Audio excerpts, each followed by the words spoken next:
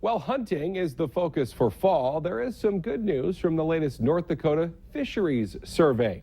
Joining us with the details this morning is biologist Doug Lear from North Dakota Game and Fish. Good morning, Doug. Yeah, good morning, Kyle. So what are we seeing here out there that should be good news for the anglers out there? Well, and you know, this time of year, when you see people fishing, it's a lot about catching, because when it's cool and chilly and kind of that fallish weather, it's really not as much about just getting out and doing some fishing and enjoying the sunshine like we're doing in July. And I was out and about earlier this weekend, and it was just amazing to see how many people are actually out there fishing and catching. And it's a great time of year, but there's so many other things to do.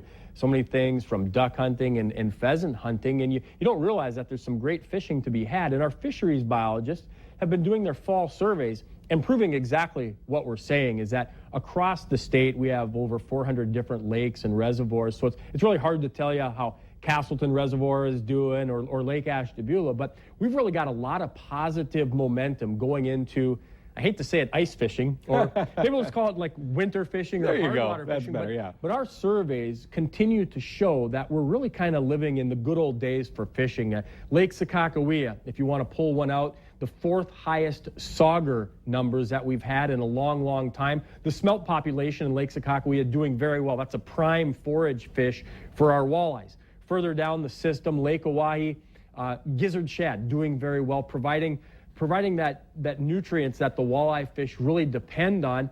And even in Devil's Lake, where we have some really good signs of natural reproduction, and it just continues to point that there's so many things to do outdoors, and it kind of comes down to, it's just like you have to pick one and do it.